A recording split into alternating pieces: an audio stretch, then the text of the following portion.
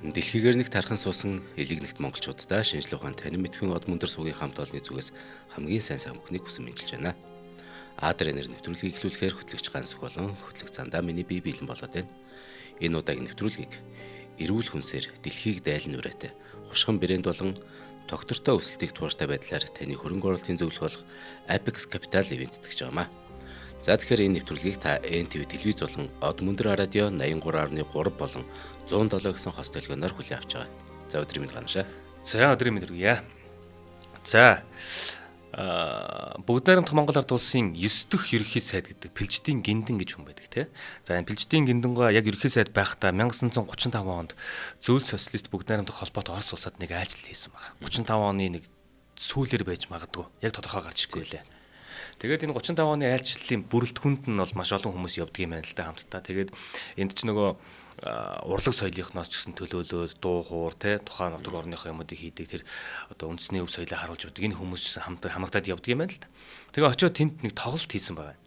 Тэр тоглолтын дараа одоо манай бүгд найрамдах Монгол Ард улсын элчин сайдын яамд Оросын одоо энэ нам төрийн одоо удирдлагууд болох нэг Молотов. За тэгээд Воршилов, Каганович дээрээс нь нэмээд Сталин ирж байгаа байхгүй. Тэр тоглолтын дараа нь ирж байгаа. Тэгээ эренгуутлаа нэг дайллага майллага юм болоод тэгсэн чинь манай нөгөө хамт явсан тэр уран бүтээлчд маань уртын дуу, ардын дуу, орчин үеийн дуунуудыг дуулж хөгжимдөхөд тэр их сонирхож баяр хүргэжсэн гэж байгаа. Тэгээ Сталин онцлон Баян Монгол гэдэг дууг туйлын их сонирхоод заалгахыг хүсэж байгааг хэлсэн юм байна. Харин тусгайлан заалгахыг хүсэж байгаа хүн нь одоо тэр нөгөө нэг тоглолт болж байсан шүү дээ, тэр тоглолтын дээр ганцхан эмэгтэйл бүр бриллиант юм шиг бүр гялтганжсэн заяа. Одоо юм өндөр байгалийн одоо өөрийнх нь төрөлх гооцгсэл нь гоё, урт гоё хар үстэй, ийм нэг гоё бүр ингээд эмэгтэй гялтганаад исэн. Тэгээд өөрөө Баян Монгол гэдэг дуу заалах гэдэг хүн нь тэр эмэгтэй байхгүй. Тэгээд тэр нөгөө нэг дуулж үзүүлсэн хүмүүсийн бүгднийг Кремльд ураад оройн зоогонд урж ийнгээд аваад явж байгаа. Авж явахдаа яг өөрийнхөө машинд тусгаалan тэр эмэгтэйг хамт суугаад яваач. Надад Баян Монгол дуу заагаад өгөөч гэж явж байгаа Сталин. За тэгээд энэ эмэгтэй бол одоо тухайн үед бол 25 настай байсан. Тэгээ энэ эмэгтэйг болохоор бид нар хэн гэж мэддэг вэ гэхээр Споин нэмхийн зохиол Харанхуй засаг жүжигийн цэцгийн дүрээр нь Намдаггуайн ам ба амьдралын үнцэн жүжигийн Зандан балын дүрээр за Лапедевигийн Хонин булаг жүжигийн Лауренс за Поповын Ленни гэр бүл жүжигийн Мария Александровна за Нацаг доржийн учиртай гурамталгой дуулалт жүжигийн хамгийн анхны Нансалмаа гар мэддэг. За харин манай үзэгчид одоо киноныхан илүү кино үздэг хүмүүс нь илүү сайн яаж мэдэх вэ гэхээр Монголын хамгийн анхны кино гэдэг Монгол хүү киноны Өвөр Монгол ноёны хатны дүр тоглосон. Нүгэл буян киноны Тоохвар за Ринчингаан зохиолоор хийгдсэн Цогтайж киноны Цогтайжийн эхийн дүр зэрэг тайз дэлгэцийн 200 гаруй дүрийг бүтээсэн Монголын тайзны хатан хаан Хүрээ дууны мастер гэгддэг төрийн хошоо шагналт ардын жүжигчин Даш Зэвгийн Ичин хорлоо. За энэ эмэгтэй бол одоо угаасаа нөгөө нэг театр одоо байгуулагдаад ингээд театрын жүжиг явж эхлэе дуулмал ингээд гараад эхэлдэг болсон цагаас хойш ерөөсө хүрээнийх нь тэр чигтээ энэ эмэгтэй рүү хошуурдаг. Энэ эмэгтэйг үзэхийн төлөө тоглолт дуусаад гарахт нь энэ эмэгтэйг харахын тулд хүрээний залуучууд бүгд хуйлэрдэг. Ийм үзэсгэлэнтэй нэг эмэгтэй байсан. За тэгээд бид нар энэ хүний талаар үнэхээр сайхан одоо жүжигчин ур авьяастай агуу мундаггүй мэддэг. Гэхдээ бидний мэд хэсэг нь энэ тайз дэлгэц энэ мэрэгжлийн талаар л мэдээд идэг. Гэхдээ энэ хүний амьдрал бол тэр чигтээ бүр одоо Монголын түүхийг дайраад өнгөрсөн. Маш харуулсан амьдралтай ийм эмэгтэй. Өнөөдөр хэдүүл энэ талаар ярилцгаая. За 1910 онд Архангай аймгийн одоо Хануу гэдэг газар Даш Зэвгийн охин болон мэдлж байгаа. Айлын чи олон хүүхдтэй айлын 3 дахь охин гэдэг үлээ 5 дахь охин гэж тэмдэглэсэн байл. Хан өндрийн хүрээ хаваар нутгалж агаад 1922 онд 12 нас хүрмэгцэн одоо богдын хүрээнд ирсэн байгаа. Тэр болтол гэртээ одоо нөгөө хөдөө мал дээр ээж авдаа туслаад ингээл байж исэн гэсэн. За тэгээд энэ хооронд одоо нөгөө 12 насны хүрсэн хүүхдийг нөгөө хичээл сургуулийн хомд оруулах хэрэгтэй болно. Тэгээ аав нь 90 1923 онд хүрээний баг сургуульд оруулаад тэгсэн чинь хүрээний баг сургуульд орсон байсан чинь Жанжин Сүхбаатарын одоо клубд Монгол ши гэж юм гардыг мэдсэн юм байна. Тэгээ тэр мэрийг үзэж сонирхоод тэгснэ бүр ахаад энэ шийнд чинь одоо ингээд орж тоглодог ийм жүжигчин гэдэг юм уу ийм хүн болохын тулд тэрний доор байдаг энэ дугууланд нь шав дугуулан ийм юм байд юм бэ тэрэнд нь шалгуулад орчих болд юм байна гэдгийг мэдчих өөрөө олоод. Тэгээд нөгөө газар ноцсон чинь уран сайхны бүлгэн байдаг юм л да. 12 настай 13 настай хөгж очсон чинь. Тэгээ шалгууллаа. Гэсэн чинь шалгаад гэсэн манай хүн тэнцчихэж байгаа байхгүй. За ингээд одоо тэр мэрэгжлийн одоо байгаа тухайн үед байгаа л жүжигчдийн маань одоо дугуулan маягийн юм. Тэндээс нь одоо хүүхдүүд ингээд сайн бэлтгэдэд гарч ирэх юм бол дээшээгээ жүжигчин болоо цаашдаа юм аваа явдаг. Одоо ядчил нэг хүүхдийн дүрмөр хэрэгтэй болохоор чинь дугуулan гас аавна гэсэн үг байхгүй юу? Тэгсэн дугууланд нь манай хүн тэнцчихэж байгаа 13 настай байх. За ингээд хичээлдээ явахын хажуугаар клубтэй явдаг. Тэнд нь маш олон юм заадаг. Багш нар нь гэх юм бол иш дулмаа, дамдам базар, даш зэвэг хэмээх хүмүүс байсан. За ингээд энэ хүмүүсээр дуу, хөгжим, жүжиг байдгийн те бүхэл ямиг заалгаад ингэж байж идэл 1926 онд толгож байгаа. 16 нас хүрч байгаа. Тэгээ 16 нас хүрээд сургуулаа төгсөөд төмөр утасны сургууль буюу тээвэр холбооны курст орж байгаа байхгүй. Тэгээд ингээд тэрнийхээ хичээлд явахын хажуугаар л нөгөө клубтэй ирээл ингээд нөгөө юм хийгээл тэгэл одоо ямар нэгэн жүжиг тавих хэрэгтэй болонгоо тэр жүжигэндээ чадхаараа нэг юм дүр мөрд ороод ингээд явдаг гэсэн. Тэгээ одоо ингээд үжил 1926 оны 9-р сарын 14 гэдэг байгаа. Бид бас ярилцж байгаа бөмбөр ногоон хаана байсан бэ гэдгийг хөөсөр хагаад болсон. Одоо энэ засгийн газрын ордон биш үү? Одоогийн засгийн газрын ордон. Засгийн газрын ордны урд угаан Чингис хааны одоо сууж байгаа хэсэг дээр өрлөг жанждын хөшөөтэй хэсэг мэсгчин сүулт баригдсан барилга болохоос шүү. Тийм урагшаага байгаагүй юм байна л да. Тэгэхээр яг засгийн газрын ордны яг зүүн үзүүр дээр нь. Тэгэхээр засгийн газрын ордон болон Улаанбаатар галерей байгаа шүү дээ. Энэ хоёрын голд баг энэ замыг дөнгөж гараад ч юм уу. Энд анхны одоо үндэсний хэм маягийг хадгалсан гэхэлэр Монгол гэр шиг гэсэн үг байхгүй. Багнаггүй. Одоо тэгэхээр дэлхийн одоо барилгууд чинь дөрвөлжин байж идэл тухайн зургийг нь зурсан болохоор энэ Йозеф Гилета гэдэг Унгарийн цагаач иргэн байсан юм билээ. Тэгээд үндэснийх нь одоо шинжтэнд харуулад ийм дугуй бөөрөнхий багнаггүй ийм нэг барилга барьсан нь бөмбөр ногоон гэдэг барилга байгаа байхгүй. Тэгээд бөмбөр ногоон 1926 оны 9-р сарын одоо 14-нд ашиглалтанд ороод тэгээд энийг анх нэрлэхдээ ардын цэнгэлдэх хүрээлэн гэж болно нэрлсэн юм байна. Тэгээд харахаар л нэг бөмбөр ногоон юм байгаа тийм. Ногоон дээвэртэй байгаа тийм. Тэгээд ард түмэн маань бөмбөр ногоон гэж нэрлэлчих. За тэгээд энэ барилга ашиглалтанд орохдоо эн чинь тухайн үед байгаагүй барилга шүү дээ. Театрын барилга гэж явдаг. 30 м-ийн урттай 17 м-ийн өргөнтэй альж талаараа орчин үеийн барилга гэжсэн. Энэ театр нь цэлгэр сайхан үүдний заалтай, номын сантай, ресторантай, үзэгчдийн танхим нь тал саран хэлбэртэй нийт 2 давхар 1200 хүний суудалтай ийм одоо нэг орчин үеийн театр байгуулагдаж байгаа байхгүй юу? Баригдаж байгаа гэсэн үг. За энд болохоор нэг юм гуйгаадах юм. Найруулагчаа яг энэ зургийг үнэхээр томруулаад өгч өшөө томруулаад энэ юу лайв дээр гарч ийнө. Тийм гоё зураг гараад ирвэ. За тэр цаанд бөмбөр ногоо харагдаж штэ тий. Ийм барилга анх баригдаад ингээд Монгол улсад чинь одоо орчин үеийн театр гэдэг юм баригдаж байгаа байхгүй. За гэтэл нөгөө клубийн жүжигчд маань тий жүжиглэнэ.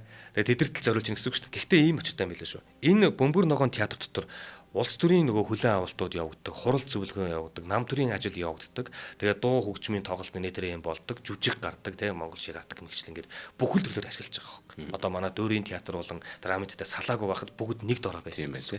Тэгэхээр энд байгаа уран бүтээлчд маань дуулан чиг, жүжиглэн чиг бүгдийг нь хийдэг ийм хүмүүс байсан байгаа байхгүй. За тэгээд энэ нээлттэй хийн гутал интернационалын нээлтийн концерт буюу одоо олон улсын юм одоо нэм нээлтийн баг юм концерт маяг юм хийх болж байгаа байхгүй. Тэгсэн чинь 16 настай байгаа Эчин хорлоо охинд ямар даалгавар ирсэн бэ гэхээр чи хандармаа болон цэнхэрлэн харагдана гэдэг дуунуудыг дуулнаа тайзан дээрээс гэдэг. За энэ охин бол одоо тэгээд яг нөгөө нэг 12 3 4-төөс явсаар хагаад өнөөдөр хөтсөн учраас тайзан дээр гараад энэ нээлтэн дээр нь энэ хоёр дуулыг дуулаад одоо бүгднгээс нь сайхан алгад ажилд аваад орж исэн баг. 16 настай Эчин хорлоо охин маань анхны тайзан шиг баг. Тэгсэн чинь энэ бүр театрын түүхэнд шүү дээ тий. Уран сайхны бүлгэн гэдэг байгаа тэр дугуулангаас дамжиж дээшээгээ ингэж жүжигчин болж орж ирсэн 3 хүн байдгийнх нь нэг нь Эчин хорлоо байсан юм байна. Тэгэхээр ерөөсө төрмөл авьяастай тий хичээл зүтгэлтэй ийм л мундаг хүн байж л тий. За ингэ байж байтал нөгөө театр барилга орцсон. Одоо бид нар дэлхийн гой зохиолуудыг тогломоор байна тий.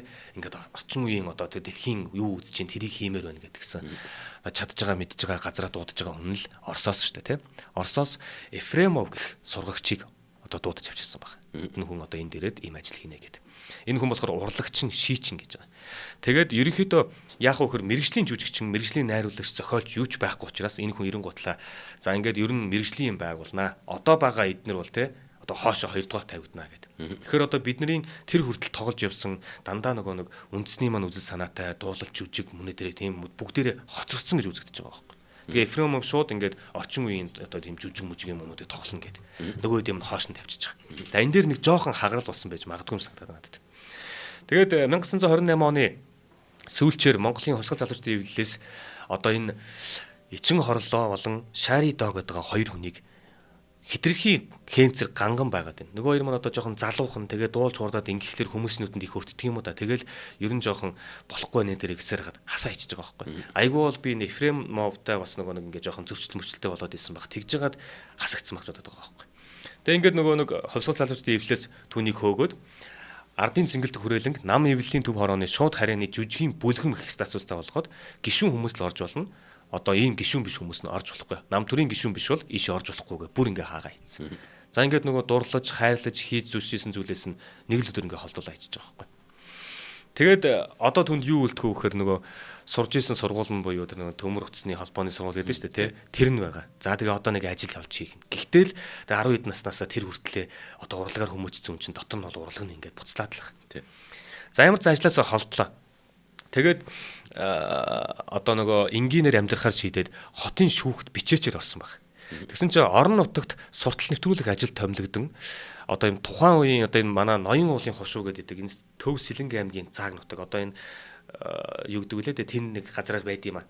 Ноён уул шүү дээ тий. Ноён уулын эргэн тойронд нь байгаа тэр тосхон айл танаар ороод тэн дээр одоо бас нэг юм бичигжүүлэх нэ тэр ажлуудыг хийгээ явж байгаа. Заамар хавцаа юу. Тэгээд нутгийн бас урлагийн авьяаснуудыг хүүхэд багчуудыг зохион байгуулад жижиг үзэгдэл болгож өөрсдөнд нь жүжиг гэж юм байдаг шүү ингэж хийдэг юм ингээд соёлын үрийг тэнд тариа яваад байгаа байхгүй ажлынхаа хажуугаар.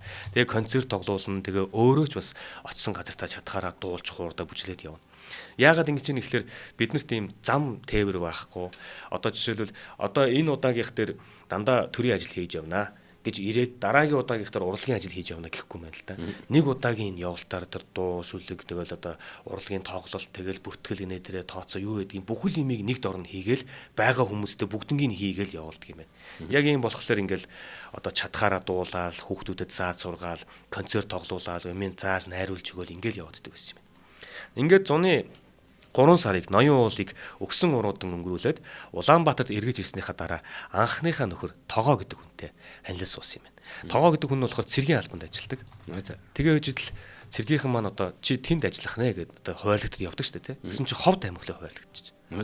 Тэгээд нөгөөх нь нөхрийгээ дагаад ховд руу явж байгаа байхгүй. Энэ үедээ бол одоо нэг 18 9 байсан үе нөхгүй. За тэгээд түүний анхны нөхөр Тогоо болохоор дотоод яамны Ховд аймгийн хилцэс томилогдоход Эчин хорлоо 19 настай байсан. Очмогцоо улсын тех нэвтрүүлэх газрын салбар ангийн өртөөний хэсэгт ажиллахын хамт Ховдын клуб дуулж хөгжмөдөх болсон баг. Ингээд ажил нь ийштэй төлөвлөсөн ч гэсэндээ тэр газар ямар одоо нэг өөртөө холбоотой юм байж болох вэ гэж тэндээ очиод чадхаараа ингээ хийгээ яваад байдаг. Эчин хорлоогоо хаач явсан урлаг соёлын ажил сайн дураар нэгждэг төдийгүй өөрөө удирдан хошуучлаад найруулан тоглуулад эхэлдэг байсан. Төд удалгүй.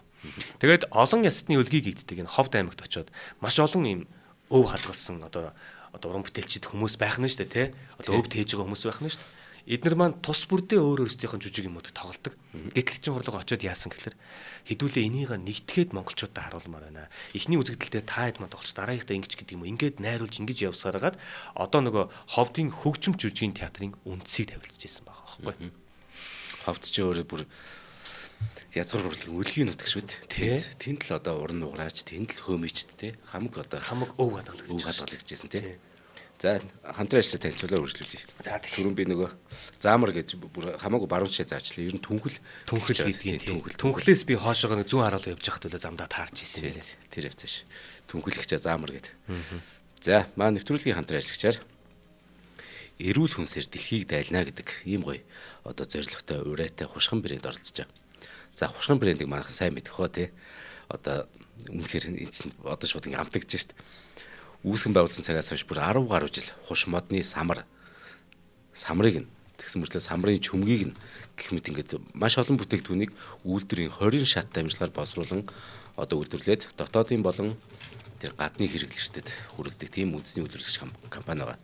Сая өнгөрсөн 2 дугаар сарын 27-28 дахь гануушд хоёрыг юун дээр нэг зүйлийг нээлтэн дээр өгсөн. Тэр юу гэхээр цоошин бүтээгдэхүүн тэнд гаргасан.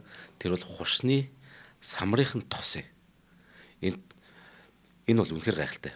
Энэ тосыг яаж гаргаж авдаг гэхээр хүүтгэн технологиор зүгээр шахаад тэгээд тэр тосыг нь гаргаж авдаг гэсэн үг. Монгол орны хуш модны самар өөр бусад орны хуш модны самнаас өөр юм байлээ. Тий. Тэр яг мэрэгчлээ ярьж л. Манайх маш ховор их бүр үнэхээр ховор гэдэг байгаа байхгүй. Дэлхийд байдаг тэр самруудаас өөр гээд. Ер нь энэ хүнсэнд хэрэглэгдэх тоснуудыг бодвол яг энэ хуш модны самарч өөр амин дэм ач тусаар бүр хамаагүй баялаг. Тэгээ Европын орнуудад одоо ингээд бүр дээд зэрэглэлийн те. Одоо зүгээр хоол унд нь хэдэн зуун евро, бараг 1000 евро өдрөөр зарагддаг тийм үнэтэй тансаг ресторанд орох юм бол тэр рестораны хоол, зууш, соус бэлтгэгт нь ер нь энэ хуш модны самрыг ашигладаг. Тэгээд ер нь хушхан брендийн 100% органик хуш мод, хушны самрын тэр тосыг өдөртөө ер нь хүн өглөөдөө ч юм уу те нэг удаа нэг цайны албаар ер нь уугаад байвал зүгээр болно ер нь. Шууд уудаг гэж хэлээ те.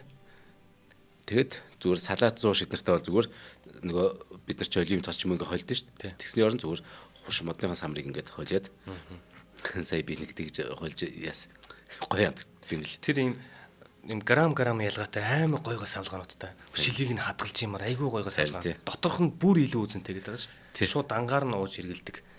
Хүний эрүүл мэндэд маш сайн. Тий, яг тэр чинь омега 3 6 9 те витамин Е, одоо манган, магний, зис, цайр гэдэг хүний эрүүл мэндэд нэн шаардлагатай бүгд нөгөө юунууд байгаа шүү дээ. Тэр чинь амин дэмүүд эрдэс бодис. Тийм учраас эн чинь тэр зүйлүүдийг агуулна гэсэн чинь хүний зүрх судас, хоол босрол замын өвчлөлийн эрсдлийг бүр нэм бууруулаа ичиж. Тэгээ бодисын сэлцээний тэр системийн эмгэгээс одоо сэргийлэнтэй.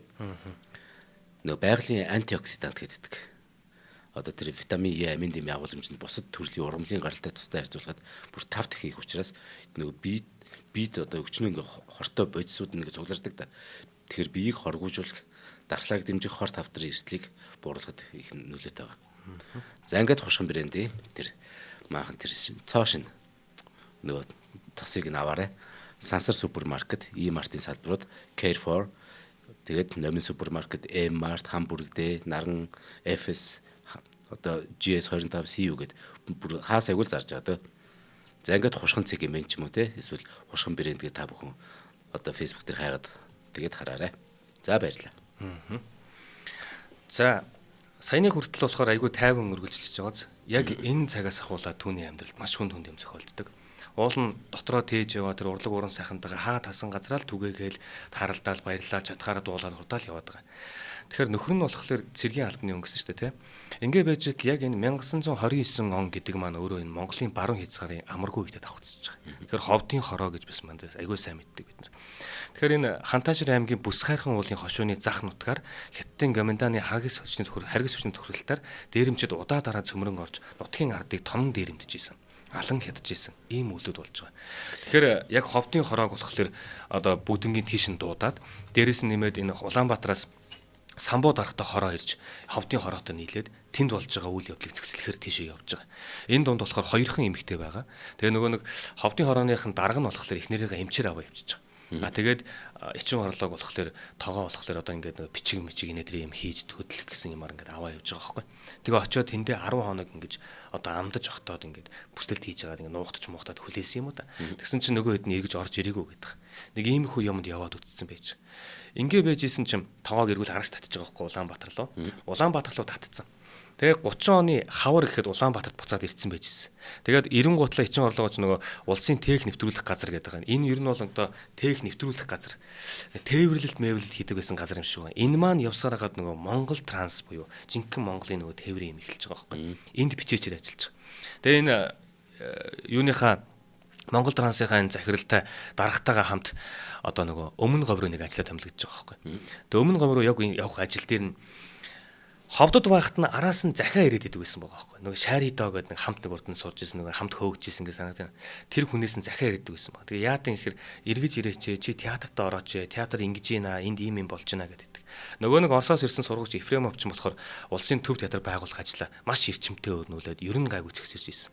Тэгээ яаж энэ хүн одоо нөгөө нэг жүжигчдийг яаж нэхлээр ингээд одоо ингээд альбом байгууллага нэтрээ яваад те бүгднгэр нь явж байгаад дуулууч муулууч шалгаж байгаад нэг ингээд одоо 900 хүн гэдэг ч үл ихний хэлтэн төвөөрт авчихна. Тэгээд тэдрээга нэг хэсэг сургаж байгаа дахиж нэг төвөөр аваад тэндээсээ нэг 100 хүн ч юм үлдээгээд тэгэж явж байгаа дахиж төвөөр аваад нэг 10 хэдхнийг аваад ч юм. Ингээд яг нөгөө нэг жүжигчдийг авьяасан шалгуулж гаргаж ирээд театрт авах гээд нэг ийм ажлууд яваад л байгаа байхгүй. Тэгээ ийм юм болж ишүүгээ байнгын тэ шаридоо гэдэг шарвдоо гэдэг найз нь байнгын захаа махаа бичээл ингэж идэг. Тэгээ дээрэс нь энэ шарвдоо гэдэг хүн энэ Ефремовын очиулагч байсан юм бэл.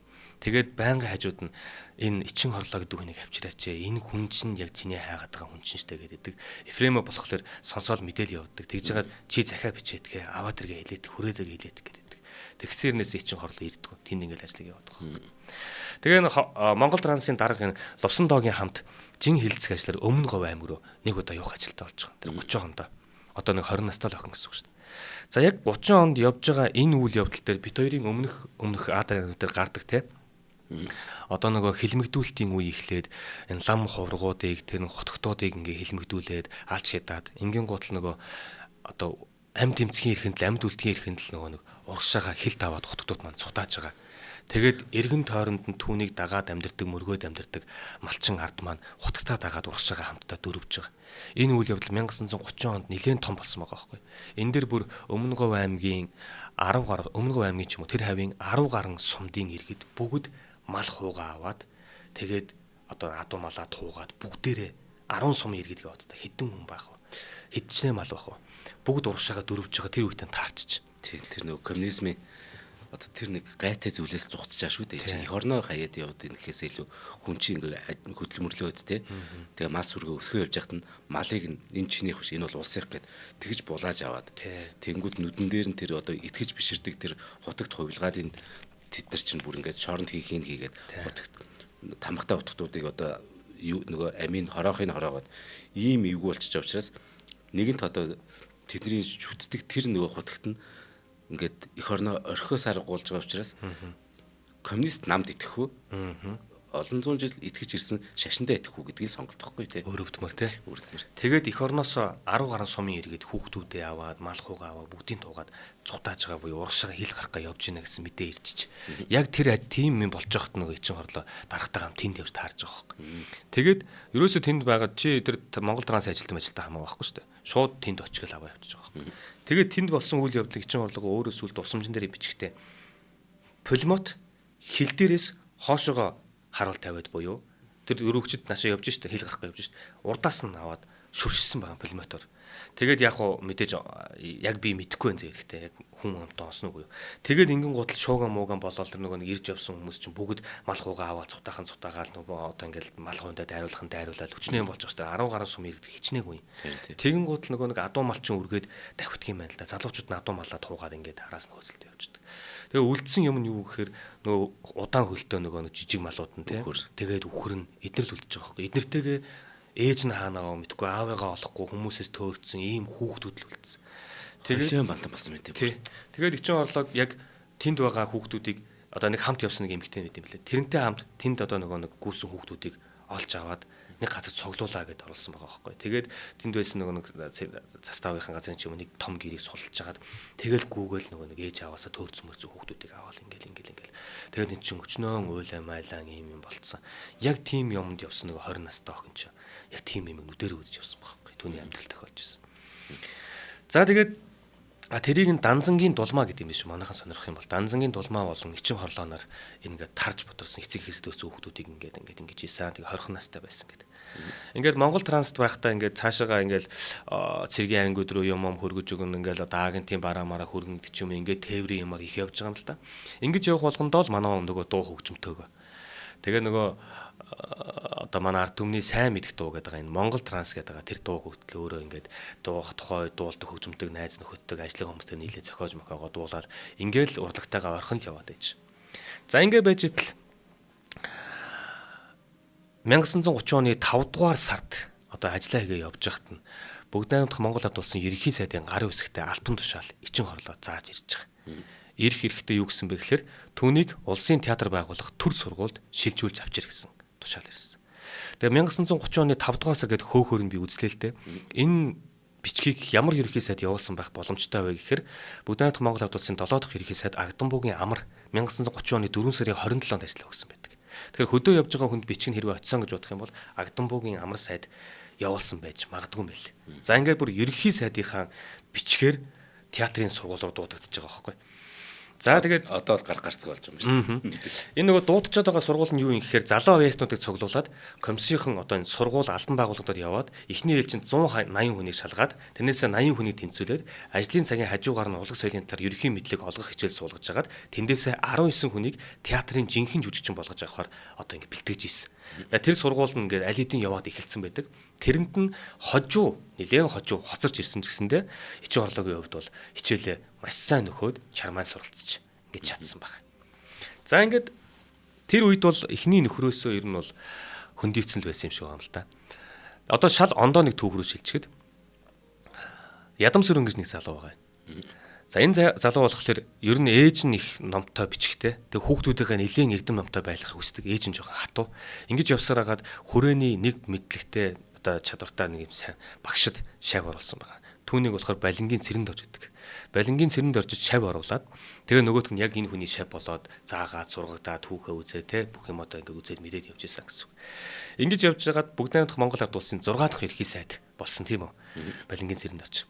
За тэгээд энэ Ядам Сүрэн гэдэг хүү болохоор ер нь жоох юм хурц, ширүүн, тэгээ юмны мэдээж байнгын юм өмнө гарч ирдэг. Тэгээд ийм хэл хүүгээ маш ил тод хэлж чаддаг, мэдлэгтэй боловсралтай ийм хүү юм байна л да. Тэгээд ийм хошмогтой дээлэн дээр дурдан бүслээд тэгээ нэг залуу хүүхэд учраас тухайн үед тэгээд тэнгуүлээ бүсэндээ гар буу авчуулаад дэгжин байдал дээр тавиад тэгээ гол нь өөрөө нөгөө күүтөвт явахаар суралцахаар болцсон юм байна л да. Энийг нөгөө багштай хэлгээд ерхий сайд ирүүл орж байгаа байхгүй. Багштай гайхуулах яваа орсон чи урдаас нь энэ хичээнгүй сайд цэрэнд орж нэлээд ширүүн харснаа. Чи цаанаас намжлыг дуудах гэсэн юм байна. Тэгээ юм чудахгүй нөгөө намжлыг нөгөө дуудсан чинь намжлаа гараа банз аваад иргээд. Тэгээ банз оруулж ирэнгуудалтай ерхий сайдын өрөөнд нөгөө нэг Ядам Сүрэн гэж өстой. Байя болтол бандцсан байгаа байхгүй. Тэгээ чи яахлаараа ингэж нөгөө нэг буу өнөө дээрээ зүгээд ерхий сайдын өрөөнд орж идэв. Чи энэ учир явдал юу болоод байгааг мэдэхгүй байж чи инглээгээд багшаасаа нэлээд том одоо нэг чавти хүртэн гэдэг лөө те ингээд хүртсэн баг. Чавти хүртэн.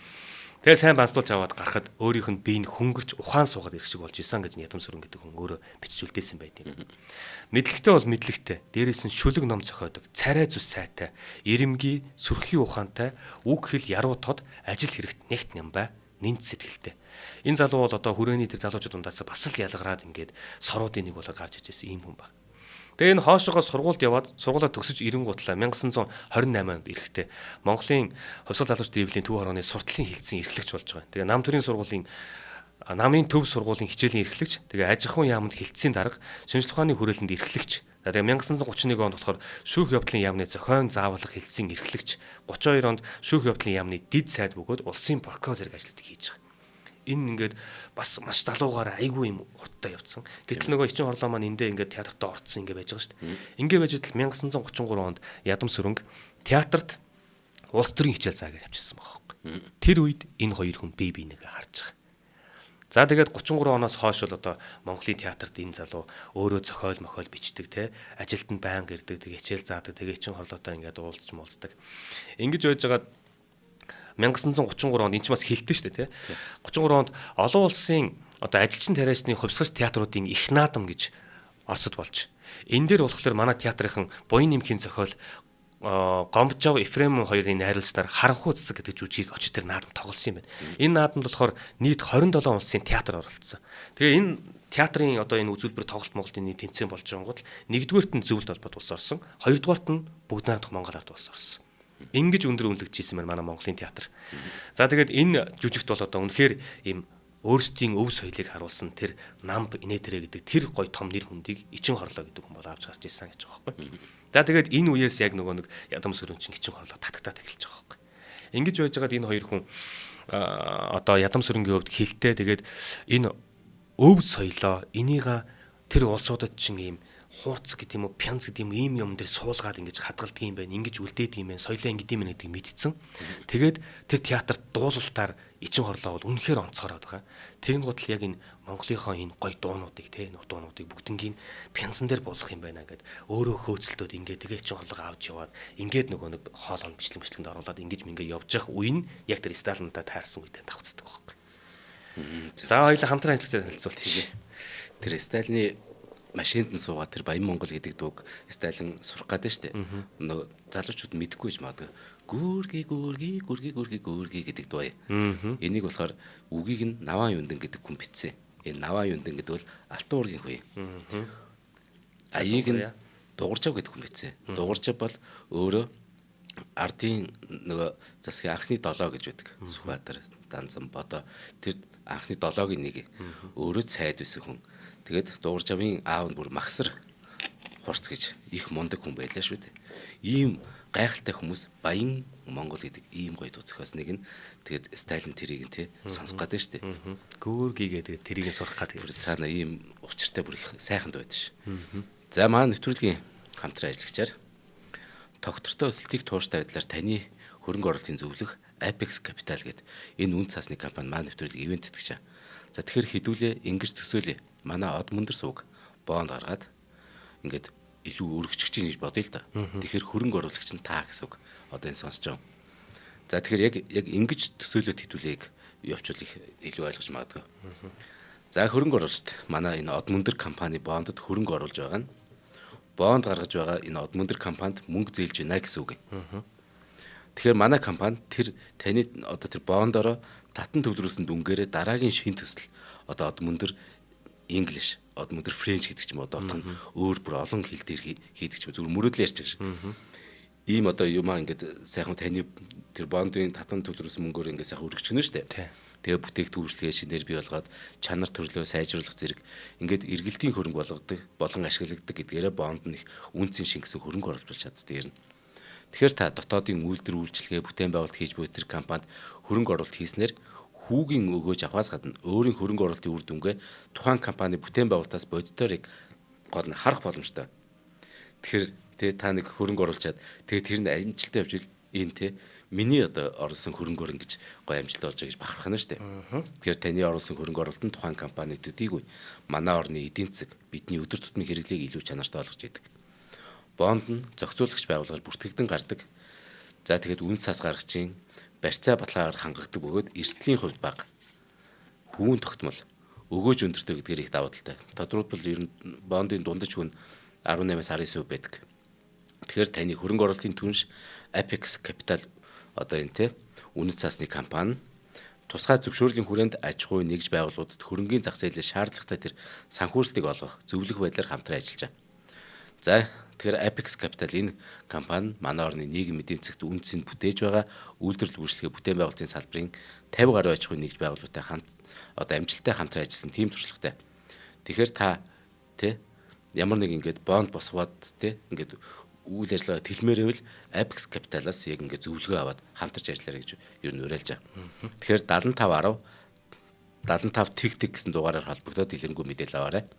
Apex CGM гэдэг аль биесны сайтаар нор цахим хаягаа бүртгүүлээд дотоодын болон гадаад хөрөнгийн зах зээлтэй холбоотой тэр мэдээллийг 7 хоног тутам авах боломжтой. Мөн Apex Trader гэдэг аппликейшн татаад үнэт цасны тэр данс нэгээд хөрөнгийн зах зээлийн үйлчлэгийг гар утсаараа хэлбэршүүл аваарай. За хаяг нь бол Сүхбаатар дүүргийн Олимпийн гудамж New Horizons офисын 9 давхар 901 дот. Утас нь 7510 75 тэгтэг. За баярлалаа.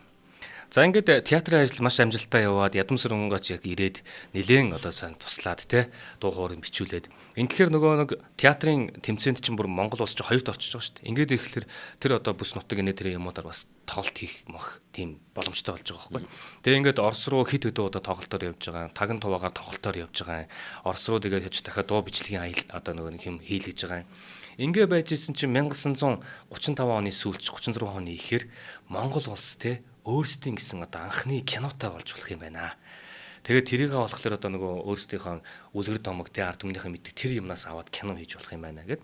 Тэгээд 1936 онд Монгол хүү гэдэг киноны эхлэж байгаа байхгүй. Тэгээд тэр кинонд одоо хэн тоглох вэ? Жүжигчин бидэрт юм мэрэгжлийн хүн байхгүй шүү дээ. Гэтэл бидэрт ингээд нөгөө гаргаад ирсэн одоо театр дээр байгаад мундаг жүжигчд байдаг шүү дээ. За тэгээд үжиг мөжиг хуваарлаад ингэсээр хагаад 1936 онд Монгол хүү гэдэг кино гарч байгаа. Энэ дэр бол төв театрын жүжигчд л тоглож байгаа гэсэн үг шүү дээ. За тэгээд энэ хүртэл бол түүний амьдрал жинхэнэ утгаа гялалцж байгаа. Үнэхээр үзэсгэлэнтэй, тоглолт тарна, юм болно. Тэр бол үнэхээр Монголын гялалцсан томоод. Үнэхээр гоо сайхны хувьд тэр бие авч байгаа байдал, урлагийн тэгээд дээрэс нь бүр харчуу тоглолт тараад тэрийг харахыг үлээгээ зогсдог, хошуурдаг юм баг. Тэгээд энэ чинь ганцхан театр л байгаа учраас улс төрийнхэн, цэргийнхэн юу бүгд л эндээ ирнэ шүү дээ. Бүгднгийнх нь тэр дээр гялалцж байгаа одно гэсэн үг байна. За ингээд Байж тал нөгөө ядам сүрэн маань үнэхээр тэсэг бол л та. 1936 онд одоо театрын дараагаар ирж байгаа байхгүй бүр. Одоо нөгөө шүүх мөөгнээ тэр их ажил бүр болоо театрын дараагаар өгдөг чинь. Тэгээ өөрөө ном зохиол энэ төрлийн бичдэг оролддог болохоор бас ойрхон ч байсан баг. Тэгээд театрыг хөгжүүлэхийг үргэлж санаж явж сургагч нартай их ярьдаг. Одоо энийг яах вэ те.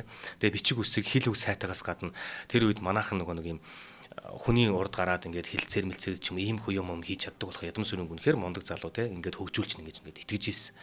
Тэгээ байж идэл яг 1937 он гээд энэ Монгол орны зүүн хязгаарын байдал эвгүүтээд тэн дээр бол одоо Манжгаа улс гэдэг улс байгуулагдаад тэгээд одоо Монгол улсын хил хязгаар руу халдан довтолж जैन те ингээд энд ийм асуудал үүсч юм гэдэг ийм хүү юмуд болоод эхлэн гол бүгд найрамдах Монгол ард улсын төр засаг асуул за энэ ядам сүрэн гэдэг хүн бол те тэнд болж байгаа хилцээр лөө явах ёстой тэр багийн хүмүүсийн нэгэ гэж томилж байгаа байхгүй. Тэгээ нийтдээ 4 удаагийн хилцээрт явсан гэдэг юм байлээ. 4 удаагийн хилцээрт одоо яг бүх хүмүүстэй хамт явсан. Ингээд 37 он гэдгийг манайхан санаж байгаа бол Адар анирын одоо бас нэг дугаар дээр хэлж ийсэн.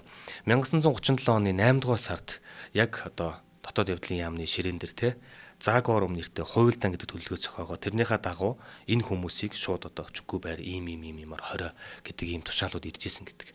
Бямбер Энчингаг 115 хүний нэр ирээд 115 хүний нэрнийх нь 77 дугаар дээр Бямбер Энчин гэсэн нэр байснаар 1937 онд яг тэр тухайн 8-9 сард чинь одоо нэг цуслан дээрээсээ баригдаад тэгээ шоронд орсон гэдэг шүү дээ. Тэгсэн чинь энэ ядам сүрэн гэдэг байгаа хүнийг бас яг тэр нэр ирсэн.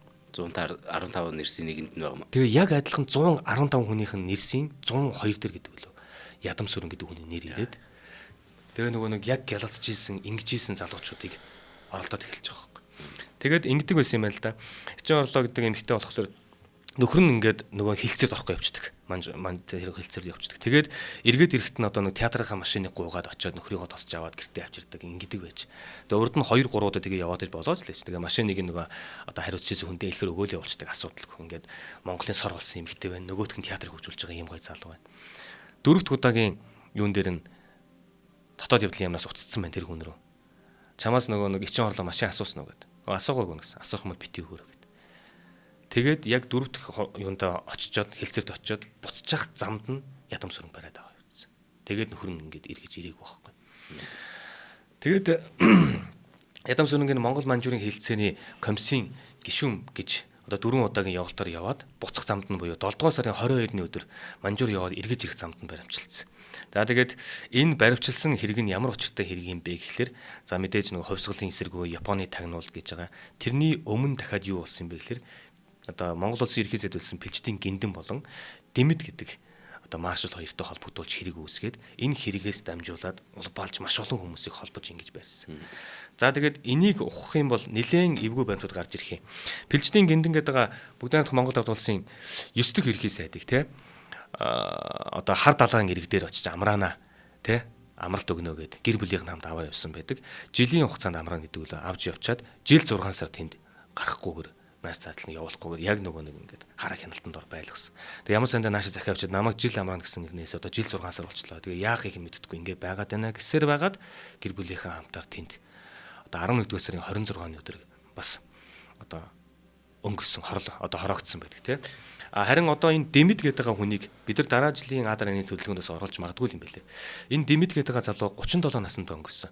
Монгол улсын анхны маршал. Бүгд найрамдах Монгол ард улс 3 хүн маршалтай. Эхнийх нь одоо Дэмэд гэдэг энэ хүн, хоёр дахь нь Хорлоогийн чай болсон, гурав дахь нь Юмжаагийн Цэдэн бол. Монгол улсын анхны маршал гэхээр энэ хүнийг харж итгэж ийсэн хүмүүс те цэргийнхний хувьд бол хамгийн том цолтон буюу хамгийн дээрэн сунаал гэсэн. Тэгээ энэ хүн ямар очтой юм гэхээр одоо нөгөө бурайдуудыг маань ингээд хэлмэгдүүлээд хороогоод байгаа. Тэнд ингээд одоо нөгөө лам хувргууд юм хороогоод байгаа. Эн чин яагаад та нар ингээд хууль завхруулаад байгаа юм бэ гэдэг доо ямынхантайгаа муудалцдаг цэргийн хамгийн том цолтой ганц хүн нөхгүй. Тэгээд энэ хүний чин ямар нэгэн байдлаар хэлмэгдүүлэх хэрэгтэй болчиход байдаг. Байхгүй болох хэрэгтэй болчиход байдаг. Яагаад тэгэхээр та нар хэлмэгдүүлж болохгүй гэдэг дуурах тусам хэлмэгдсэн хүнийх нь ар гэр нь энэ хүнд итгээд энэ хүний төлөө ингээд хараад байдаг шүү дээ. Тэгэхээр ард олон тунд маш нэр хүндтэй болоод эхэлсэн. Тэгээд Дэмэд гэдэг хүнийг ерөөсөө ямар нэгэн байдлаар байхгүй болох юм ингийн гутлаа зөвлөлтийн цэргийн одоо нэг юм хээрийн сургууль мургалж лөө те тиймэрхүү юм үзүүлнэ гэж авч явсан гутлаа Сибирийн тайгад явж байхад нь буудан хороосон. Ингээд гиндэн болон Дэмэд гэдэг хүмүүсийг байхгүй болгоод түүнтэй холбоотойгоор хамааралтай гэд хүмүүс хөөснийх нь нэгэнд нь Эчин хорлоогоо нөхөр очиж байгаа хэрэг. За одоо бүр аимшигтай юм болно. Хорохтой яаж хоросон гэхэлэр Бөмбөр ногоон театр буюу тэдний гал халуун дурал асж исэн яг тэр тайзан дээр нь хэрэг таслах үйл явц болсон. Эхний 14 хүнийг баривчилсан. Тэгээ 14 хүнийг хэрэг таслахад шүүхэр нь болохдоо мужаанууд дуудаад бөмбөр ногооны тайзан дээр нь 2 игнэ суух бандан засуулж хагаад за яг 14 хүнээс 12 хүнийг цаазаар авах ялыг одоо 1937 оны 10 дугаар сарын 21-ний өдөр уншсан байна. Шүүх шийтгэх хуулийн 39 дугаар тогтоолоор шүүх цаазын бичгийн 43, 44, 45 дугаар зүйл зааснаар буудан алхахаар ялар хоросон. За тэгээд одоо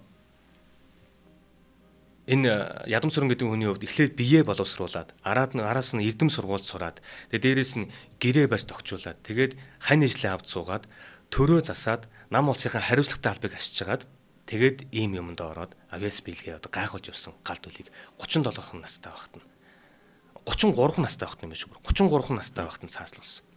Тэгээ энд болохоор нийтдээ 14 хүнийг оролцуулаад за Японы тагнууд хувьсгалын эсэргүү байгууллага эндээ идэвхтэй гишүүн байсан нэрээ гэж хагаад тэгээд энэ буудан халах ялыг нь болохоор сонгон хайрхан уулын зүүн хойд талын аманд шөнө 24 цагт одоо энэ ялыг нь гүйцэтгүүлсэн байдаг. За тэгээд одоо нөхрийг нь хэлмэгдүүлээд ингээ аваа явчлаа. Тэгээд яг эн чинь 37 оноос хойшоо бол хэлмэгдүүлэлт юм бүр айгүй том шуурга явж байгаа. Бүр хэдэн мянгаараа хэлмэгдэж байгаа энэ хэрэгтэй холбогдуулаад. Тэгээд энэ хэлмэгдлийн үеэр чинь бас юун л нөгөө жүжиг тайз нэтэр мантал байсан байлгүй дээ.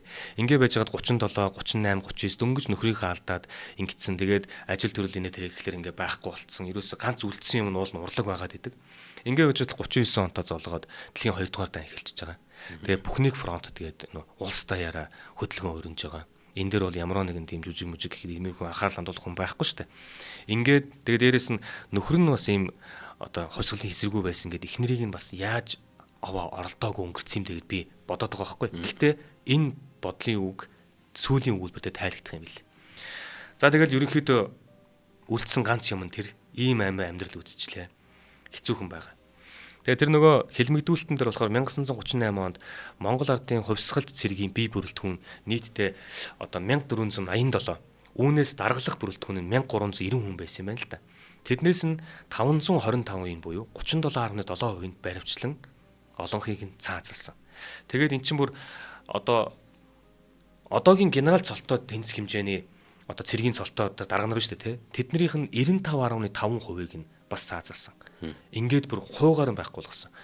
Бүр цэргийнхнийг бүр тэр чигт нь ингэж байхгүй болгож ингэж ийсэн байхгүй. Тэгээ тэрэнд нь л одоо маш олон хүмүүс өртөө. Тэгээ ийм амар хэлмэгдүүлэлтийн хажуугаар ямар л дуу хөгжим нэтэр юм байх вэ те. За тэгээ хайлт уусан нөхрөө алдаад тэгээд нийгэм тэр аяараа одоо бас энэ хувьсгалын эсэргүү Японы тагнуул хэрвээ тэгээд тэр хүний эхнэр нь тайзан дээр гарч ирээд тоглож явах юм бол тэрийг бас үжигчдэд тухайн үеийн нийгэм чинь бас нөгөө нэг эвгүй харах болцсон л үе штэ те. Эвгүй харуул харахаар ийм л хүнд байх үе байхгүй. Одоо тэгээ 27 настай байхдаа түнд ганцхан тайзан л үлдэж байгаа. За тэгээд 1940 оны үед ард түмний уламжлалт хэм маяг заншил үндсэндээ алдагдаад байсан. Одоо ерөөсөө л барууны соёлыг хардаг те, барууны соёлыг шүтдэг. Тэнтэй адилдах явцсан. Одоо ерөөсөө нөгөө Монголынхон үүх түүх те, Монгол маань ийм байсан, тийм байсан тэр талаар ерөөсөө ярьдаг хүмүүс баг ховорцсон. Тэгээ яг энд чинь ерөөсөө Монголынхон талаар ярих нэтэр гэх тийм одоо скетэн хүмүүс чинь ч бас ингэ хэлмэгдүүлээд ивгүй болгоцсон. Яг энэ үед тэр тайз майзыг хүртэлтэй ингээд гаргаад хүн тасалж яах гэхээр тэн дээр тайзан дээр жүжиг тоглогдох соён гэгэрх ёстой болохоос ш тэр цэргийн юм явах ёсгүй шүү дээ. Ингээд байж гал арай унтраагүй байгаа ганцхан газар байсан нь Монгол кино үйлдвэр байгаа байхгүй. За тэгээ Монгол кино үйлдвэр 1935 онд нэгдээд бас юм кино нэтэрээ зохиол мохиол гэлтэй ингээд явж ирсэн. Тэгсэн чинь тэнд байсан ганц найруулагч тэр нацагт орж гэдэг хүнийг бас хэлмэгдүүлээд аваа явцсан. Ингээд найруулагчгүй болцсон. Гэхдээ тэнд кино хийх хүсэл нэ багтам байж зохиолч мохиолч. Маш адтай тохиолдлоор 35 онд Бэмбэрийн Чингааг шоронд хийгээд хэлмэгдүүлээд цаазаар авах тогтоол нь гарцсан байсан шүү дээ. 37 онд. Тэгэж байж байгаад 1942 онд азар тэр сониныг тэр хэвлэлийг Оросоор гаргах хэрэгтэй байна гэд 42 онд Бэмбэрийн Чингаа суулдаг. Бэмбэрийн Чингаа гарч ирээд нийгмээ харж байгаа. Тэр дунд яг нөгөө түрүүний хэлдэг барууныг ингэсэн Монголоо гэх юм байхгүй болсон. Үнэхээр нийтээр ингэсэн байсан. 5 жилийн хугацаанд. Тэгээд тэр Монголын эрэлхэг баатрын тухай өгүүлэх те Монголынхаа тэр хүмүүсийн сайхан сэтгэлийг ингээд эврэх Баатар Ирийн тухай буюу Цогтойж гэдэг киноныхаа зохиолыг бичиж эхэлсэн байна. За тэгээд Маршал хорлоогийн чавуулсан хандаад бид нар нэг ийм кино хийх гээд байгаа маа. Халахын Цогтойж гэдэг киноны зохиол байна гэд одоо тухайн үеийн нөхдүүд нь хамтдаа барай цавуулсан дээр орсон байх нь л да. Орохдоо бүр ингээд хичнээн одоо төөрөг төсөвнээ дээр орох юм те хичнээн жүжигт тоглох юм ямар жүжигт тоглох юм гэдэг бүх юмаа бариад байсан байна. Тэгээ орлогын чавуулсангаас хүссэн юм нь болохоор биднэрт найруулагч нь хэрэгтэй байгаа маа. Энийг мэддэг найруулагч хэрэгтэй байгаа маа. Гэхдээ бид нар урд нь Юри Таарж гэдэг хүнтэй Ташкент тааралцаад танилцсан байсан юм аа. Тэр хүнийг яаж хийж байгаа авчрах хэрэгтэй байна. Та нэг туслаач яа гэсэн юм шиг. Тэгээ чавуулсангийн хувьд болохоор Сталинтай хандж агаад энэ хүнийг авмаар байна гэдэг Юри Тааржийг авчирч. Одоо уран сайхны удирдагч маягаар нь авчирч. За ингээд Халахын Цогтойж гэдэг киног 1944 оноос эхлээд зэгчлээд тэгээ бүрэн хэмжээний уран сайхны киноны асуудлыг Монгол кино үйлдвэр боловсруулад ингэсэн чинь төсөв гаргах хэрэгтэй болно да тий. Төсөв гаргасан чинь маш өндөр төсөв гарсан баг. 2 сая 400 мянган төгрөг. 1945 оны. Тэгээ энийг би яаж бодсон өнөөгийн ханшруу зүгээр ойртуулах гээд үзлээ. Алдаатай байж магадгүй уучлаарай. Тухайн үеийн одоо нэг үхэр худалдаж авах хүн 100-аас 200 төгрөг байсан гэж байгаа. Тий. Маш сайн тарган ууцны хонь 20 төгрөг байсан гэж байгаа. Тэгэхээр одоо энэ жилийн цагаан сараар бид нар ууцны хонь авахдаа хэдэн төгрөгээр авч ирсэн бэ гэдэг манайхан сайн бодоод үзээрэй. Тэгээд тухайн үеийн дундаж цалин нэг хүнийх 550 төгрөгөөс 300 төгрөг байсан. Дарга цэргийнхний цалин 400-аас 450 төгрөг байсан. Яг энэ байдлаар бодоод буюу би одоогийн байгаа үхрийн үн, одоогийн байгаа хоньны үнэтэй харьцуулаад ингэж бодож явсаар хагаад гаргаад ирсэн чинь одоогийн ойролцоогоор 87 тэрбум 500 сая төгрөг байгаа байхгүй юу? 2 сая 400 мянган төгрөг тухайн юм уу? Тухайн улсын төсвийн хэдэн хувьтай тэнцдэг. Харин тэрийг би арай л төсөлж чадахгүй байгаа байхгүй. Тэгэхээр энэ нийгэм тэр монголчууд тэр соён гэгэрүүлэх тэр үйлсийн урд байгаа хүмүүс бүгдээрээ нийлээл байдгаа тавиал энэ яг одоо усаагаар мэд хэрэгтэй зүйл мөн гэд дайрсан байгаа байхгүй. А тий 3-1 гэжсэн. Пүү. Тий. Улсын төсвийн 3-1-ээр ганц кино хийх гэдэг ярьж байгаа гэсэн үг шүү дээ. Тэгэхээр яагаад хэрэгтэй вэ гэхээр те бид нар Марадоныгийн гоолыг яагаад бурхны гар гэж ярьдаг үлээ те өдөрт 40 гол орж байгаа шүү дээ. Яг ийм талаас нь бодох юм бол Цогтойж кино гэдэг бол яг Монголын кино урлаг бол Монгол улсын хувьд бол ийм үн цэнтэй бүтээл. За тэгээд нөгөө киног чинь хийх болж байгаа. Тэгэн гутал зургийн дараагаар нам төрийн орооны хилцэн эрхлэгч Орос хэмээх дүгүр сүрэн тавьж байгаа. Найруулагчаар нь Минжүүрийн Лувсан жамц, Минжүүрийн болд, хөгжмийн зохиолчор Бэлгийн дамжин сүрэн, Лувсан жамбын мөрд орж, зураглаачаар нь Диждийн жигжид. За тэгээд дөрүүдэд цэгмэд, Лувсан жамц, цэвэн, жигмэд дойж, долгор сүрэн, цэрэн дэндүү, гомжав, цогцолмаа, чимэд осор, гомс сүрэн, цэгмэд, шарвдоо гэсэн дүрүүд сонгогдож, Цогтойж киноны цогт хун тайжийн эхийн дүр дээр нь Даш цэвгийн ичин хорлол сонгогдож орж иж байгаа. Энэ үедээ бол 35 настай байгаа шүү дээ. За ингээд түүний хувьд театрын дэлснээ гарч чадахгүй байх те одоо ингээд киноны дэлснээ гарч ирэх боломж бүрдэж байгаа байхгүй. За ингээд гараад ирсэн. Тэгтэл хувьсгалын эсэргүү Японы тагнуулын хамсаатан гэргийн ихнэр гэдэг тэр харт толбол байнгын тагалтаж явж байгаа. Харин тэр урлагийнхны хувьд тэр нэг хамт зүтгэж байгаа хүмүүсийн хувьд бол авьяас бэлгийг мэддэг, тэр хүний сэтгэлийг мэддэг учраас хааж хамгаалах үедээ хааж хагаал явж ирсэн баг. За ингээд Цогтойж кино гэдэг бүтээгдээд Монголын кино урлагт мэргэжлийн уран бүтээлчид төрөн гарч цаашид бие даан бүтээл төрөх өргөн боломж нэгдсэнийг зарлан тунхагласан явдал байсан. Үүнээс хойш манайхан өөрсдөө кино хийж эхэлсэн гэсэн. За кино хийлээ. Тэр төрмөл авьяасыг яаж дарах юм бэ? Кино гарсны дараа энэ эхийн дүрээрээ бүгд найрамдах Монгол ард улсын төр түүнийг үнэлж төрийн дээд алтан гац одонгоор шагнагдчихсэн. Яа, алтан гац тийм үнцэнтэйсэн байгаа шүү тий. Алтан гац гэдэг одон бол хин дуртаа авдаг биш те. Тэгээ хамгийн гол нь бас хэлэхэд тэр түүнийг биш те. Үнэхээр ур чадвараараа авьяасаараа бярдаж, ааглаж, гуйж биш гуйдаж авсан гэж байгаа байхгүй. За тэгээд жүжигч тоглоно, тэгээ концертод дуулна, тэгээ улсын төв театрт үүргээ гүйцэтгэх хажуугаар урлагийн сургуулийн жүжигийн ангид багшлна. Тэгээ орон нутг руу явна. Баян үлгийн ховд, Уус аймгийн клубүүдэд очиж тоглолт найруулна. Дунд говийн клубт жүжиг тавина. Түүний жүжиглэх ур чадварын талаар ардын жүжигчин Чимэд Осоргоо хэлэхдээ Ичин хорлоогийн тоглолт үйл хөдлөлөөс илүүгээр энэ сэтгэл санааны илэрхийллийг дүрийнхээ гол чанар болгодог байсан юм аа. Тэгээд үйл хөдлөлийн үйлчлэлийг санаа сэтгэлийн их хүч болгон тэр гоц авьяас нь жүжигчний тэр дүр сэтгэхүйн талаасаа юм жүжигчин байсан юм а гэдгийг баталт юм а одоо та нар хараарай.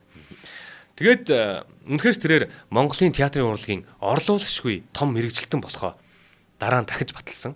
Ленний гэр бүл гэдэг нэртэй жүжигийг одоо тавьсан юм байна л да Монголын театр. Тэгэхэд одоо яг Ленины ээж Мария Александровнагийн дүрээр 1951 онд ардын жүжигчин гэдэг цолыг 41 наснд авч ирсэн. За тэгээд тэр нэг амьдрал ах үний тэр юм хэцүү байсан ч гэсэндээ театраас холдоогүй, тэр тайснаас холдоогүй, урлагаас холдоогүй энэ хүн яваад л байсан. За ингэ байж итл 1962 оны 2 дугаар сарын 13 гэдэг өдөр 2 дугаар сарын 13-ны өдөр Бүгд найрамдах Монгол Ард улсын ардын хурлын тэргүүлэгчдийн тэргдэх улс төрийн хэлс хэрэг цагаатгах ажлыг эрхлэх комиссоос түүнийг дуудсан. За яг энэ комисс төр болоод ингээд олон хүн суудсан. Түүнийг тайзанд одоо эндэр дээр гаргаад зогсоож байгаа. Тэгээд тэгэхдээ болохоор яг төрөний дурдж байгаа нөгөө дэмэд гэдэг чинь тэ дэмдийг цагаатгах байгаа. Маш олон хүмүүсийг цагаатгсан. Тэгээд яг 2 дугаар сарын 13-ны өдрийн 80 дугаар тогтоолоор таны хайртахын ядам сүрэнг цагаатгсан тушаалыг гардуулж байна гэдээ уншаад тэр эндэр дээр баяр ёслол юм шиг гардуулаад бүгд алга тассан байгаа байхгүй. Тэгээд тэгэхэд миний олохгүйсэн учраас яг энэ цад тайлбарлах шиг болсон. Яг энэ үед Ичин орлоогоо сэтгэлдээ хэлнэ үү гэдэгт нь та нар надад энийг яах гэж өгч байгаа юм бэ? Би нөхрийгөө өдий болтол эх орноосоо урвсан гэж өөрийгөө хуурч ирсэн. Одоо би өөрийгөө юугаар хуурах юм бэ? Би одоо юунд итгэх юм бэ? Би одоо юунд итгэх юм бэ? Гэт яг нөгөө нэг 25 жил бачирж исэн тэр нөгөө нэг гомдлын тэр бүх юм тэнд асгарсан юм шигтэй. За тэгээд үүнээс төд бодлого 1963 он Монгол кино үйлдвэрт нэгэн кино бүтээгдэх ажил эхэлсэн нь Нүгэл буян гэдэг кино. Тэгээ энэ киноны зохиолчор бол төрийн шагналт намдаггүй ажилласан. Найруулагчаар ардын жүжигчин нөгөө нэг түрүүн зураглаач үлээ те хийгээ өвчсөн Чимэд тосрогоо одоо найруулагч ярьж болсон. Хөгжмийг нь болохоор Хөдөлмөрийн Баатар Лувсан шарав орчиж байгаа. Зураачаар нь урлагийн гавьяа зүтгэлтэн Гош очиж байгаа. Төдвийн Гош. Аав минь тэгэхэд 21 настай эд залуухан. Тэгээд Чимэд тосрогоо зураач болох гээд 21 настай хүүхдийг бүр ерөнхий зураачийн ажлыг санал болгодог. Тэгэхэд 21 настай хүүд бүр ерөнхий зураачин гэдэг чинь хэцүү байхгүй. Чадах уу гэхэд нь би хичээнэ гэж хэлсэн ба. Тэр Чимэд тосрогоод. Тэгэд 100 айлаар их явсан. Амын өрөөд. Одоо манай авч 85 юм шүү дээ. Нүгэл буян гих гоё онцгойлон ярьд ирнэ. Тэгээд 100 айлаар ингээл яваал 100 айлд чинь их олон нэг хятад айлууд байсан. Тэгэл хашаагийн тогшно. Тэгэл би ингээд зураач хүн байгаамаа. Бид ингээд ийм Нүгэл буян гэдэг кино гэж. Тэгэхээр би хятад айл ямар гэдгийг би мэдэхгүй. Тэгэхээр би танад орж үзэж болох уу гэд нөгөөдөл нь уриалгахгүй оруулаа штэ. Тэгт нь ингээд за хятад айлын автор нь ямар хийтэй байд юм бол ер нь тэ энэ аяг сав нь ямар байд юм бол гэд. Тэгээд тэнж явахтаа тэгээд одоо тэр чинь нөгөө тэмдэглэгдлээд байгаа штэ. Нөгөө зураг зураад байгаа штэ. Тэгээд Нүгэл буян кино тайз декорацийн бүтсэн гэдэг. Бид нар харин энэ юмны үнцэн гэдгийг те ингэж ойлгох хэрэгтэй юм байна. Энэ кино бүтэх гэж тэр нийгэм юу болж исэн, яагаад энэ кино бүтсэн, яагаад бид нар энэ бүтээлийг хайрлах ёстой вэ гэдгийг. За тэгээ Нүгэл буян киноны тоохоор буюу хүрээ авга насан жаргалын төрд Ичин орлоо тоглож байгаа. Охиноо үдэж гаргаж байгаа хэсэг буюу нэг юм охин явах гээд байгаа. Тэрийг нэг гаргах гээд байгаа нэг хэсэг байгаа юм байна л да. Тэгэхээр тэрийг ингээд гаргах гээд ингэсэн найруулагч нь яг нэг өсөж байгаа юм гарч ирэхгүй болол те нэг л болохгүй байна да. Яаж гарах уу гэж ийсэн аа. Яг Ичин орлоо өдөр очиод таны нөхрийг баримтлан авч явахад ямар байснаа та мартаа юу гэж асуусан. Тэгсэн чинь л нөгөө Ичин орлоо гочин салгалаад ингээд босоод ирсэн юм байна л да.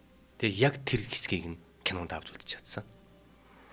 Тэгээ энэ болохоор Монголын кино түүхэнд үлдсэн дахин хизээч давтагдчихгүй эмгэнэлт акшн гэж. Тийм шүү дээ. Энийг дахиж хизээч бүтээж чадахгүй.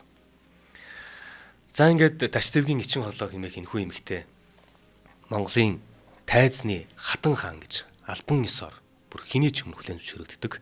Мөн дээрээс нь хүрээ дууны мастер гэгддэг. За тэгээ түүний хувьд бол сүүл 70 гаруй наснда өчнөө улмаас бас өөд болсон байдаг. Гэхдээ түүний хийж бүтээсэн явсан газар болгондоо тэр үрийг суулгаж ийсэн. Явсан газар болгондоо чадах мэтгээ хуваалцаа тэр хүүхдүүдэд зааж явсан болгон эргүүлээд энэ Монгол улсын бүх аймаг сумдын тэр нөгөө нэг урлагийн клубүүд те соён гэгэрх энэ бүх зүйлс тэр үрийн тарьж явсан. Ийм эмэгтэй байгаамаа. Тий 62 наснда өөд болсон те. 72 онд гэсэн үг. Тий. За. Яа тэр Чимэд тосрогоо тэгж өөлүүлдэг хэсгээс л яг хүнд хэсэг ба шүү дээ. Тэр салгаануулдаг. За ингээд дэлхийгээр нэг тархан суусан монголчууд минь те. Та бүхэн минь эрүүлийн тийм ажралтай сайхан амьдраарай гэж одоо ерөөй. Бид нар чинь ийм хүнд юм болж гисэн байгаа шүү дээ. За тэгэхээр энэ удаагийн нэвтрүүлгийг эрүүл хүнсээр дэлхийг дайлна гэдэг үрээтэй хушган брэнд болон доктортой өсөлтийг тууштай байдлаар одоо таны хөрөнгө оруулалтын зөвлөхөр одоо тэр ажиллах Apex Capital гэдэг энэ компани маань нэвтрүүлэг ивент итгэсэн ба. За та энэ нэвтрүүлгийг NTV телевиз болон Од Мөндөр радио 83.3 болон 107 гэдэг дэлгөөнөөр хүлээн авлаа. За баярлалаа ганушаа. За баярлалаа.